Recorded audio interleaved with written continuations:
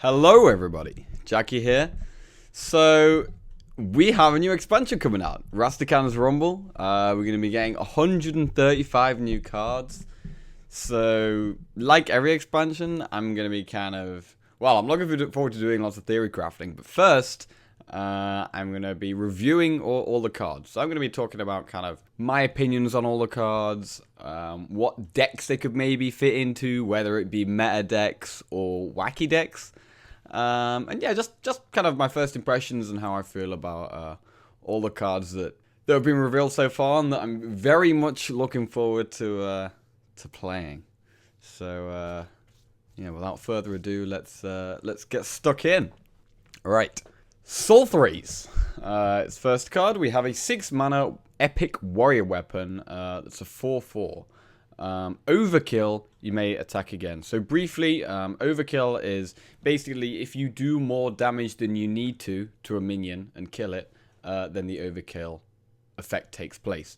So if you overkill and you hit something with 4 or more health, the overkill won't do anything. But if if you swing with this 4-attack weapon and kill something with 3 or less health, then the overkill effect will happen. So, for example, like this would be a great card to use against the Hunter Spellstone. So they played their secrets, they play their Spellstone, they have 4 3/3 wolves. You could just equip Sulfuries, go bam, bam, bam, bam, overkilling each one and just kill all of them. Obviously, you would be taking 12 damage to do that, which is obviously one of the downsides of this weapon. It's like, it can give you very swingy turns, and it's kind of, the flexibility is kind of nice of like, you can use it to clear up lots of small things, or you can use it just once for 4 damage, 4 turns in a row. Like, this could be 16 damage to face, potentially. But if you're using this to kill minions, you're probably going to be taking a lot of damage, and you could be taking a lot of damage very quickly if you're using it to kill a lot of things instantly. So, I mean, when you compare it to other warrior weapons, like, I think Super Collider is really, really powerful right now.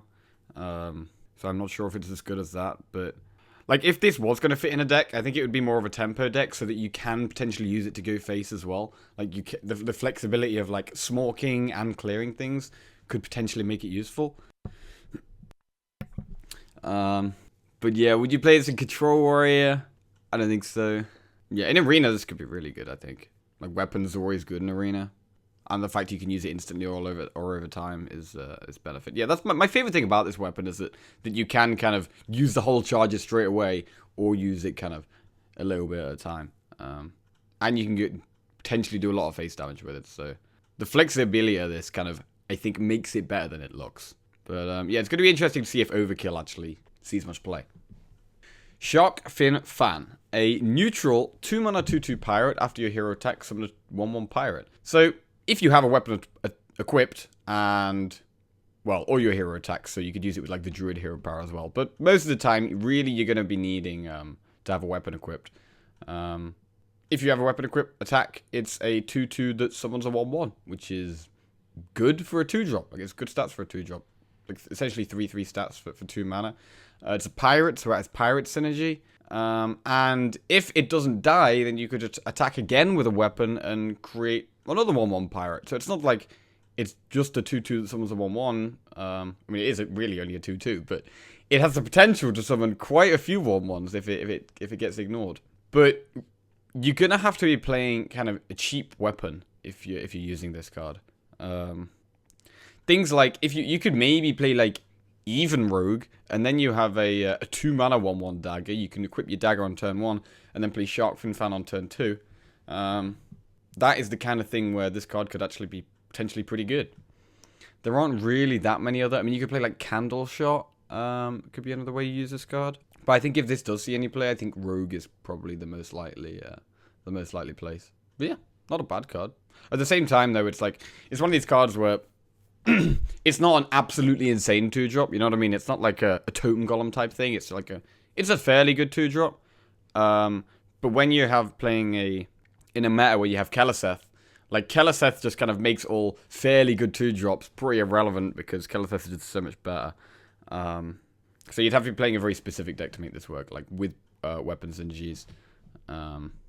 Like, there are some decks where you would rather play the 2 drops for that class than Keleseth. Like in Rogue, for example, you can play like Sap, which is insanely powerful, but you can't play Sap if you're playing Keleseth. So yeah, this would be interesting. Okay, Shivala the Tiger, a 25 mana minion. It's a legendary Paladin beast. It's 7/5 stats, has Divine Shield, Rush, and Lifesteal, and it costs 1 less for each mana you spent on spells. So this kind of gets cheaper throughout the course of the game. Obviously, you're going to have to be playing a deck that has lots of spells in it to make this work. So things like Spiritual Deed, Blessing of Kings, you might want to play Lay on Hands. Generally, like, this should probably be pretty good in like a Quest Paladin type of deck, because you have just... The whole deck is just a bunch of spells. You actually have a very limited amount of minions. You have play things like Sound the Bells as well, which you can use a lot of mana on, potentially. At the same time, 25 is a lot, so it's going to take a long time for this to get reduced. Like, if you're playing this card, it's going to have to be in, like, a slower deck. Like if you're playing Quest Paladin, it's going to have to be a kind of slow Quest Paladin deck. Maybe you could play this in Control Paladin. Obviously, you've got things like Equality, Consecration, Lay on Hands. Yeah. Like, you can't just play this with, like, a bunch of secrets, because secrets are only going to be 1 mana each, so you could play 10, and this is still going to be 15 mana. So you're going to have to play some expensive spells to make this work. I do really like it, though. The potential to get, like, a 0 mana really like, a really cheap and effective kind of defensive tempo swing. But you have to have done all this other stuff first. Yeah, really looking forward to trying this in Control Paladin type decks, and maybe, like, slower Quest Paladin type decks. I do actually really like Quest Paladin. So yeah, we'll definitely be trying that out in it. It will take a long time to reduce, though. That's one of the issues. Like, you could play Double Steed and Double Blessing of Kings, and it's still 5 mana. And Double Steed and Double Blessing of Kings takes a long time to use. I feel like you are going to want to play, like, reactive. Like, Equality, Consecrate, that type of thing I think is going to be important. Okay, this is the first of the spirits. Spirit of the Shark, which is the Rogue Spirit. 4 mana, 0 Steed. All of the spirits, by the way, are 0/3s, and they have Stealth for 1 turn. So, Spirit of the Shark is a rare. Stealth for 1 turn. Your minions' battle cries on combos trigger twice. So, this is really cool.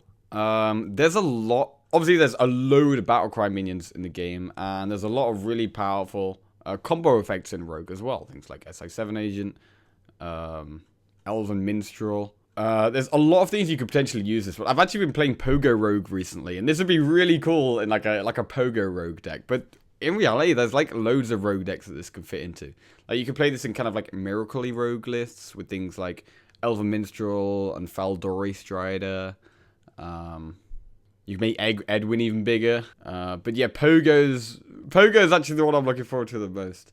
This could be really sweet. It also works well with the new Shark Legendary that I'll come on to a bit later. But of the spirits we've seen so far, I think this is possibly one of the best. Like, I think this will probably see some play just because of it can fit into so many different decks, and I think it'll fit in somewhere. Okay, the next spirit, Spirit of the Bat. It's a Warlock spirit. 2 mana, 0/3, stealth for 1 turn. After a friendly minion dies, give a minion in your hand +1/+1. So this makes sense in a type of zoo deck because, like, you're gonna want to have lots of minions on the board because this only takes effect when your minions die. So you want to have stuff on the board. Play this, trade them off, and then get the buffs in hand. Currently, a lot of zoo decks play Keleseth, so obviously you couldn't play this in those type of decks. But you could maybe make a zoo deck without Keleseth, for sure. But yeah, really, I think even with this minion's effects, like the current zoo decks don't really go super wide. Like, you're not like playing a load of 1/1s like an odd paladin and like going really wide early on. You're playing 1 or 2 minions at a time, gradually getting a bigger board, doing some kind of heal synergy things to get out a Happy Ghoul and whatever. So it's not like you're having a super tokeny deck where you have loads of things to trade off at the same time. Which makes this a little bit awkward. The other thing about this, though, is that there are actually a few things that work really well with give a minion in your hand +1/+1. So like Saronite Chain Gang is amazing to get this effect on. Doubling Imp is amazing to get the effect on. This, the new Warlock Legendary, Hyreek the Bat, is amazing to get it on. 8 mana 1/1 beast, battlecry, fill your board with copies of this minion. So this is just 8 mana, summon a board of 1/1s at the start of the game. But you can use like Soul Infusion on this to get to a 3/3, another Soul Infusion to get to a 5/5. You could potentially use this on it to buff it more. Like, this is one of those cards where, on its own, it's terrible. But if you have a lot of synergies for this, this can be insanely powerful. Like, 8 mana, summon a board of 5/5s is incredible. And all you have to do to get that is use double Soul Infusion on it. Which isn't that difficult, really. You've also got cards like this to buff it. So, yeah. I'm interested in trying this in some kind of, like, a mid-rangey... maybe it's a kind of mid-rangey hand buff Warlock, where you have a lot of cards in your hand that are good to buff. But the thing is, to do that, you're going to have to be playing lots of, like, a few early tokens as well, so you can actually kill off your own minions, so you can actually get effect out of this. Because there are a few minions that are good to get hand buffs on. There's also the 5 mana 4/5 that when you have 10 mana, summons 2 more copies of itself. That's amazing to get hand buffs on as well. A Mega Agent, I think it's called. A Mega Agent? Yeah, I'm pretty sure it's a Mega Agent. Anyway, moving on. Surrender to Madness. 3 mana Priest epic spell. Destroy 3 of your mana crystals. Ouch, that hurts. But give all minions in your deck +2/+2. So, really, to get good effect out of this, you're going to want to play this as early as possible. So you want to like coin this out on turn 2. You want to play this on turn 3.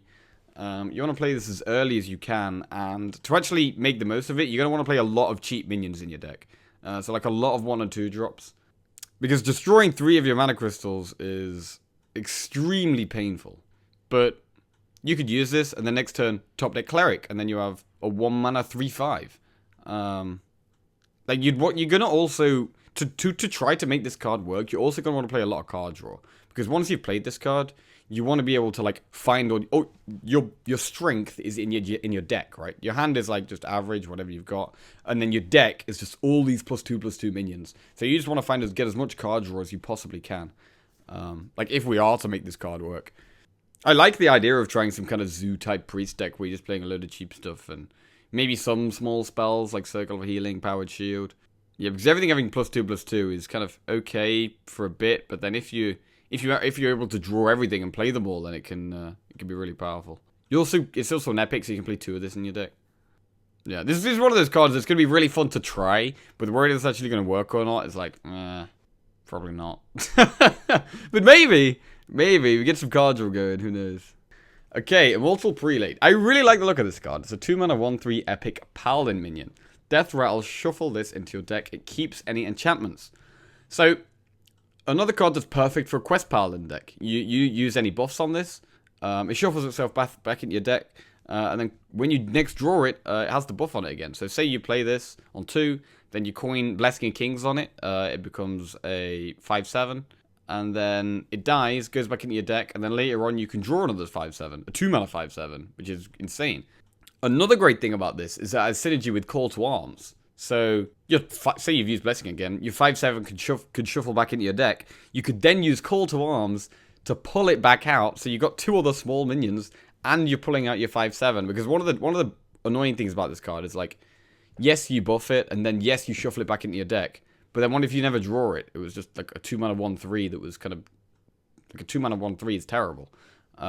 So to actually get use out of this card, you need to be drawing it again. And kind of Call to Arms can allow you to do that and just pull it out of your deck. So, yeah, it's going to be really nice with Call to Arms, I think. I mean, whether Quest Paladin will actually be good, I guess we'll have to wait and see. But this is a really fun card to use in that type of deck.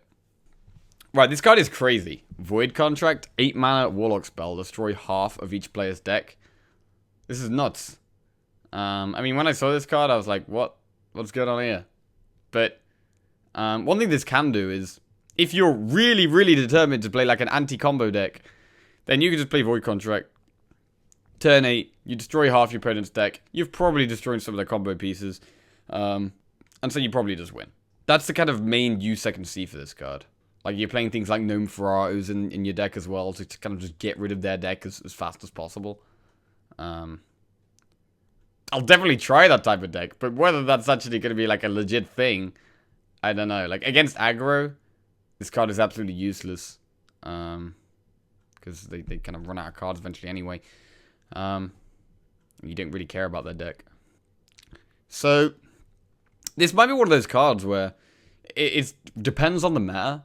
Like, if the meta is lots of, like, control decks and combo decks and that type of thing. If the meta isn't very aggressive and there's lots of combo-y stuff, then this might be just a card you play as a one-of in Control Warlock. To just, like for example, you against Shudderwock, you play Void Contract N8, you destroy Shudderwock, you're just gonna win the game, really. As long as you have other cards to kind of support what you're trying to do. I mean, there'll be games like you're gonna want to have like the Warlock Death Knight. You're gonna want to have Gul'dan in your hand because you don't want to destroy Gul'dan because he's so good in the long game.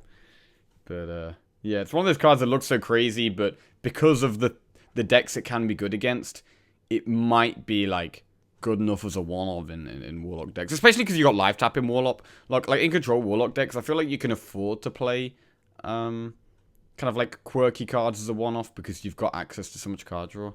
Okay, Savage Striker. 2/2/3 Druid minion. Deal damage to an enemy minion equal to your hero's attack. So this card just seems very average. 2/2/3 is okay. It's not a beast. In Arena, this might be okay. But most of the time when using this card, you'd want to use it with your hero who are attacking. So you'd probably use it with your hero power on turn 4. You play this, use your hero power, hit something for 1 mana, deal 1 damage with this. I mean, hit something for 1 damage, sorry. And then do 1 extra damage with this. It's just very average, really. I don't think you'll see any competitive play, anyway. Okay, Springport. 1/1 1/1 Beast. Rush. Battlecry had a 1/1 links with Rush to your hand. So initially, everyone's first impression with this card is, oh my god, this would be great in Quest Hunter. Which it would. It would be great in Quest Hunter. And I really, really love Quest Hunter. So I'm definitely going to be trying this out. I mean, whether a card like this will make Quest Hunter viable is a completely different question. But it does fit into that type of archetype. And it's a decent one-drop. Like, it's a decent one-drop. It's like, it's kind of like Firefly. 1/2, add a 1/2 to your hand. But instead it's a beast, so you can use beast synergies with it, like Crackling Razor War, Houndmaster, Kill Command. And it has Rush, so you can use it to finish things off. And often Hunter can struggle to have like ping effects, because the hero power is like deal 2 damage to your opponent's face. Sometimes you can struggle to like ping things off. Obviously you got Candle Shot, which is one way recently people are able to do that. But this card's pretty good. I like this card. And if you are playing the quest, it's like 2 counters towards the quest. You can use this with Toxmonger as well. The 4-mana 2/4 that gives any 1-mana minion you play poisonous. So you play Toxmonger and then you play this. This has poisonous. Then you can play the links as well. And that also has poisonous. And they both have Rush, so you can just kill things. So these are going to be fun to mess around with. Okay, Baited Arrow. 5 mana, deal 3 damage, overkill, summon a 5/5 Devil Saw. This is one of those cards where when I first see it, I'm like, oh, this is terrible. It does 3 damage, which isn't that exciting. For 5 mana, it's definitely not that exciting. Like, you can use it face, so you gotta remember this can be used for extra burn. Like, if you're playing like a Spell Hunter deck, you can often be just trying to finish people off. Like, after you've used your secrets, then your Spellstone, to my side, that type of thing. You can be like looking to finish people off. And so like a little bit of extra burst can be really useful. But yeah, you're going to be always wanting to use this really on a 2 health minion. Like, you want to use this on a 2 health minion, kill that, and then you get your 5/5 Devil Sword because you've overkilled it. But how often can you actually do that is the question. Like, if you're using this on anything with 3 or more health, it's literally just 5 mana, deal 3 damage, which is terrible. But I do think this is one of those cards that kind of looks horrendous and is terrible, but maybe actually there's a very slim chance it could see play. Like, obviously you can use it with things like Hunter's Mark. You can have things like Candle Shot equipped to make getting the overkill effect easier. Spell Hunter is a deck that is not too bad. You might want to actually play this in Spell Hunter because it can be used for extra burst. And it can summon a minion at the first time. Like, you don't actually have that many ways of creating minions in Spell Hunter. Like, you've got the Spellstone, you got To My Side, you got Animal Companion. That's pretty much it. Like, obviously, like, there's secrets to create minions, but having another way of being able to create minions that can also be used for burst is actually decent, even though the card itself is not that great. Oh yeah, you got Flanking Strike as well. But yeah, you can play this to Flanking Strike. Flanking Strike is just way better. But Flanking Strike can't go face. It's just one of those cards where, like, if you can always kill a 2 health minion, it's great. But I think too often it might be awkward to set up. Yeah. Reign of Toads. Shaman spell, 6 mana, summon 3 2/4 toads with Taunt, Overload 3. So, Overload Shaman's a deck that I always want to work, but never quite works at the moment. This The fact that it overloads for 3 is actually really good because it means it buffs the Spellstone up by a whole charge. It's really good for making Snow Fury Giant cheaper. And it's good at stalling. Like, it's essentially 12 health of Taunt. It does get wrecked by, like, Mossy Horror, though, which is painful. But if you're playing, like, a control overload Shaman, like, I honestly think this card is good. This card is good. Like, you can overload for 3. On the next, say you do it on turn 6, overload for 3. You stall a lot. If you're against Zoo, they'll probably trade a lot of things in. And then you can maybe just Lightning Storm the turn after to, like, finish them all off. You still have enough mana for, like, Hex. Yeah. This card is okay. But I'm not sure if Overload Shaman is going to be good enough, really. Like, I think the deck needs more than just this. This will be one of those cards that when you get off Hagatha, there'll be some situations you get off Hagatha and you'll be very happy to see it. Pyromaniac. 3 mana 3/4 whenever your hero power kills a minion, draw a card. So 3 mana 3/4 is decent stats, but it needs to have some kind of good effect. It is a pretty good effect. Whenever your hero power kills a minion, draw a card. In Arena, this will be fantastic. In Standard, how often is it going to be a 3 mana 3/4 and nothing more? Possibly fairly often. There is a bit of a theme in the new expansion with some kind of hero power stuff for Mage, though. Things like Odd Mage. Like, are you going to play this in Odd Mage? Yeah, probably. So, well, definitely. Like, this card is good. Will it see any playing Standard, though? I'm not sure. Like, there are a few new cards for, like, Odd Mage and, like, some hero power synergy stuff in Mage, but how often is this just going to be a 3/4 that doesn't do anything else? But yeah, you're playing this in Odd Mage if you play an Odd Mage. I like this card because it's one of those cards where it obviously has a good effect, but it's like, how often can you actually use this effect to get value? Like, Mage does already have some good card draw. Like, you've got Black Cat, you've got Arcane Intellect. Would you really want to play this? In Odd Mage. I'm just going to leave it as in Odd Mage, yes. That's what we'll leave it as. And it'll be great in Arena. Okay, Hexlord Malakras. An 8 mana 5/5 legendary battlecry. Add a copy of your opening hand to your hand. Except this card. Now, this is actually one of the cards I'm most excited for the new expansion. This is really exciting. The value you can get off this is insane. So, obviously, you don't want this card in your starting hand. Because it doesn't even copy this. So, you'd get one less card created by this minion's battlecry. If this wasn't your starting hand. But it's insane. Like, it allows you to get multiple copies of... Say you're playing this in Control Mage, which is the type of deck you're going to play this in. Like, you're going to play this in a slow Mage deck, obviously. You can get multiple copies of, like, Lich King, Sindragosa, Alana. Yeah, I mean, if you're playing Control Mage, you're going to want to play this card just because of the value. Like, there's certain... When I see this card, I can compare it to things like when I'm thinking about late game value tools, I'm thinking, oh, what about things like the Death Knights? And obviously, this isn't going to be quite as effective as things like Jaina and Gul'dan and these late game Death Knights that just give you tempo plus like really good long term value. But this is one of the cards where when the Death Knights rotate out, which will be in about 4 months. This could really see a lot of play, potentially. Right now, when the Death Knights are still in effect, I think I would say I'm still going to play this in Control Mage for sure. Yeah, this is actually one of the cards I'm most excited about. I really like this card a lot. I just love value cards. And then there's cards like Elise, which are obviously really good in slow control decks, but they're kind of slow. Like, you don't know when you're going to draw the pack. This is like you get the cards instantly, so you don't shuffle anything into your deck. Obviously, shuffling something in your deck is sometimes good, but you get all the cards instantly, and you get cards that you've actually chosen to put in your deck. It's not like you're getting random cards. Like, you're going to get cards that you've chosen to have in your deck that are going to be useful. So yeah, it's a sweet card. Cannon Barrage. 6 mana epic rogue spell. Deal 3 damage to a random enemy. Repeat for each of your pirates. So, you have to be playing a pirate deck to make this work. Obviously. If you have... How many pirates are you going to want to have on the board to make this work? Like, if it's a spell, so you can prep it out. If you have 3 pirates on the board, there's going to be 9 damage. Randomly, though. I mean, one thing that's interesting about this is that if you're playing a pirate rogue deck, you're going to be very aggressive. You're, in most scenarios, probably going to be ahead on the board. And so, I feel like a lot of the time, Cannon Barrage is going to be able to go, like, a lot of damage to face. So this could actually be insane as a finisher if you've been able to kind of establish a pirate board the fact you can prep it out potentially makes it, like, insanely strong. Would you really want to play Prep and Pirate Rogue is the question, though? Like, there's not many other really aggressive spells you'd want to play. Like, maybe you'll play, like, Sap and Eviscerate.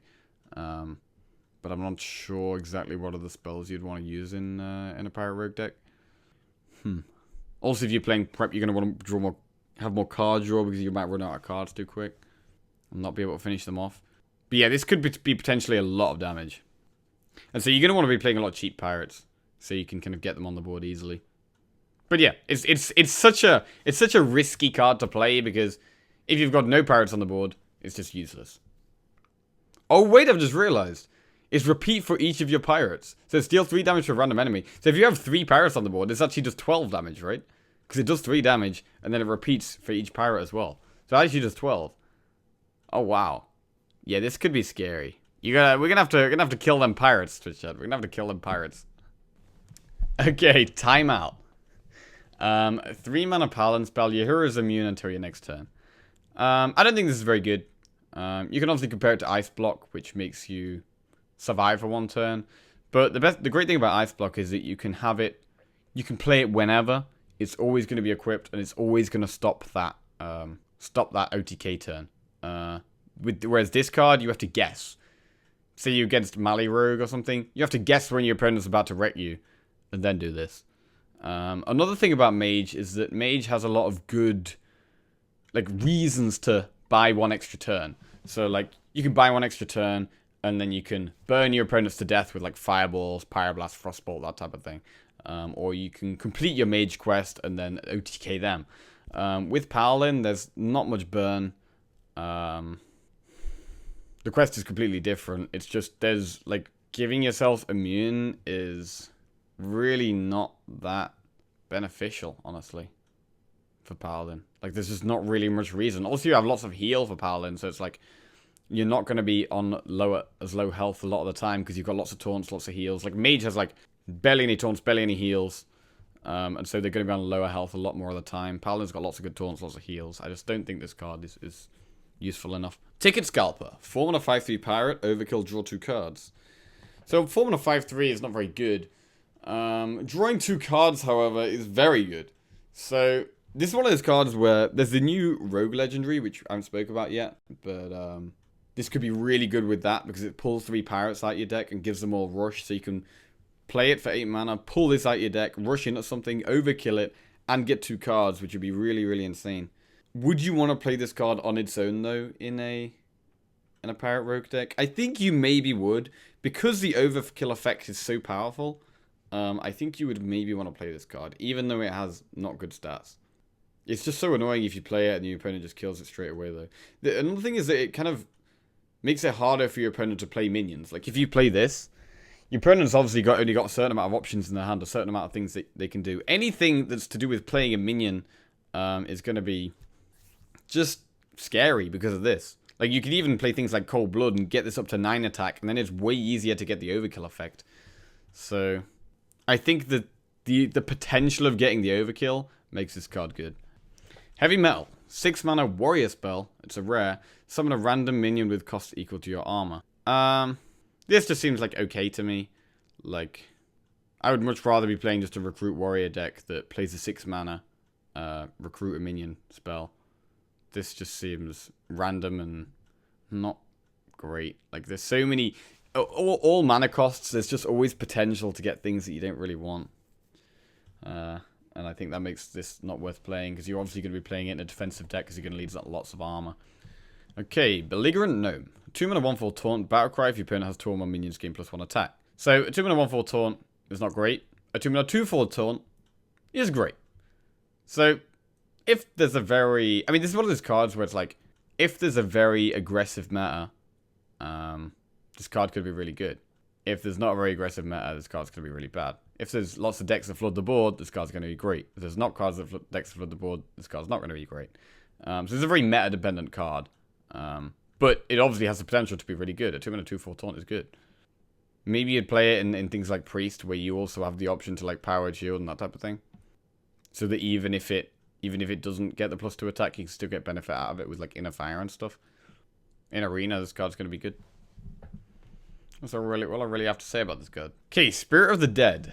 1 mana, stealth for 1 turn. After a friendly minion dies, shuffle a 1-cost copy of it into your deck. So, to me, this card seems crazy. Like, it's not like it's a 1 mana 1/1. It's a 1-cost copy of it. So you could trade Lich King off. Lich King goes back into your deck as a 1 mana 8/8 Lich King, which is nuts. The issue with this card is that you're going to have to be playing a deck where you have minions on the board, and you're going to have to be dictating the trades. So it makes sense to play this in a deck where you're more of an aggressive priest deck. Like, a lot of powerful priest decks are, like, slower and more controlly. But this kind of fits into more aggressive priest decks because you want to have stuff on the board. You want to be able to trade things off. You're also going to want to be playing a lot of card draw because you want to draw the things out of your deck that you've killed off with this. However, you could also use one Samdi the Dead, the new priest legendary, with it. 7 mana 7/7. Battlecry, draw 1-cost minions from your deck until your hand is full. So you can all the things that you've shuffled into your deck, you could play this guy and then just draw all of your 1 mana things. So like the synergy between these two is super, super strong. Like these two could potentially make some kind of really powerful priest deck.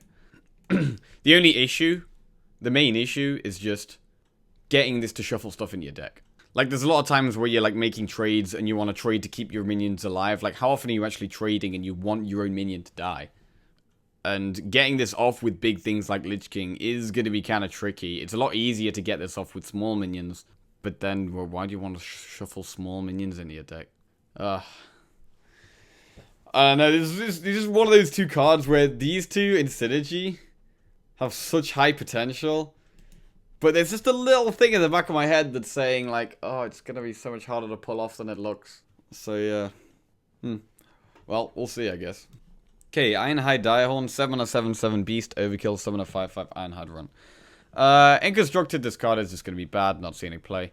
In Arena, this might be pretty good. Undasta, 9 mana 7/7 Beast, Rush, Overkill, summon a Beast from your hand. So this is a neutral legendary. This could actually be really sweet in like a Hunter deck with like Katharina and that type of, like all the recruit type of stuff. You can Katharina, pull Undasta from Katharina, kill something, then also pull the King Crush or the Highmane or the Charged Devil Thor out of your hand. This has real potential in that type of deck. I'm actually looking forward to playing it in that type of deck. I'm not sure if there's many other decks I can see this being used in. Trying to think of some kind of maybe Druid things with like Charged Devil Swords or something, but I think Hunter will be the main place to find this card. Kurabashi Chicken. Well, it's a bit of a meme. 1 mana 1/1, Beast, Overkill, gain +5 attack. Like, obviously to overkill things with this card, you're going to have to buff the chicken. Buff its health as well, because otherwise it's going to die, and there's no point getting the overkill. So, yeah, it's just a bit of a meme, really. Okay. A new challenger. 7 mana Paladin spell. It's an epic. Discover a 6-cost minion, summon it with Taunt and Divine Shield. So this is one of those cards where, like, it's pretty good. There's certain 6-cost minions you can get that are fantastic to get with this. Certain that are terrible. Like, if you discover anything that's already got Taunt or Divine Shield, it's just really bad. Like, imagine getting Sunwalker with this. It's just, you're discovering a 7 mana Sunwalker, which sucks. Whereas you get something like Cairn. Cairn is amazing to get Taunt or Divine Shield on, and it could be really difficult to deal with. It is 7 mana, though. I can't really see a deck this is going to fit into unless you're playing... Like, one thing this could fit into is, like, a control Paladin deck with the new Legendary. With, what's his name? Shivala the Tiger. Like, because it's 7 mana, this will make this go down to 18. It's obviously a nice defensive card. Because you're giving something Taunt or Divine Shield, so it's, like, protecting your face pretty well. You could potentially use it with Prismatic Lens, like play this in a Prismatic Lens deck and you're playing some cheap minions. Maybe you play Prismatic Lens and draw this plus Righteous Protector and then you have 1 mana to play a new Challenger, potentially. But yeah, you could maybe play this in Control Paladin deck with Shivala, but is it good enough? It's hard to say yes when you have things like Tyrion you can just play on turn 8. I mean, there aren't that many 7 drops. I mean, there are good 8 drops and not that many good 7 drops, right? In a Control Paladin deck on turn 8, you can play Tyrion, you can play Lich King, you can play Lay on Hands, you can play Primordial Drake. On 7 mana, there's like less options, so maybe that's the reason this could potentially slot into some kind of Control Paladin list. Okay. And finally, for my first review video, we have Zentimo. The Shaman legendary, 3 mana 1/3. Whenever you target a minion with a spell, it also targets adjacent ones. Now, Zentimo has crazy potential. You can use it with cards like Hex. You hex one minion, and then you end up hexing 3. Just by using 1 hex. Which is potentially nuts. You can also use it on friendly minions. So you can use things like Unstable Evolution and use it on 1 minion, and then all like 3 minions end up getting evolved and do the same thing again. So there's crazy potential things you can do with this. I guess the issue is how often can you actually set up those situations? Like when you hex an opponent minion, how often are they going to have 3 minions next to each other that you're going to want to hex? How often, if you're playing Unstable Evolution on your own minions, how often are you actually going to have 3 minions to use them on? Like, you need to have a lot of minions on the board. Like, if you're using this aggressively, then you're going to need a lot of stuff on the board. You need to be playing... like, I think Zentimo can either... You can go one or two ways. You can either play him in a very control-y deck, where you're purely using him with things like Hex, and using him with, like, Crushing Hand and Earthshock, and kind of things that, like, target opponents' minions. Or you can use him in a very aggressive deck and use him with things like Elementary Reaction and... Not Elementary Reaction, the +2/+2, adding an elemental to your hand, and Unstable Evolution, and Rock Bite a weapon, and things like that. So there's one or two ways you can go. Obviously the decks are built completely different. You either build it to react and deal with opponent's threats, and Zentimo can really, really help you deal with some big stuff. Against things like even Warlock, Q-Block, Zentimo could be really good. Things like if you're against like Druid and they're playing Master Oakheart and just Zentimo hex 3 things, that's crazy good. Or you're playing it in a very aggressive deck where he's trying to kill people or evolve things, and that's another situation where Zentimo could be really good. So yeah, this is an exciting card. Big potential. Gonna be a lot of fun because there's quite a few cards you can use it with. You can also use it with like Ancestral Spirit. It gives your opponent a death rattle to resummon it. So you can resummon 3 things. That's pretty sweet. Okay, well, that is the first part of my card review, guys. I'll be back with part 2 very soon. Got some very exciting cards. A lot of them that I'm looking forward to. Probably my favorite of the ones that I've spoke about in this video is... I mean, the priest things are going to be really cool. But I really like Immortal Prelate, and I think Hexlord Malakras is my favorite. This guy's sick, man. This guy's great. I'm hyped. Alright. Thanks for watching, guys, and see you in the next video.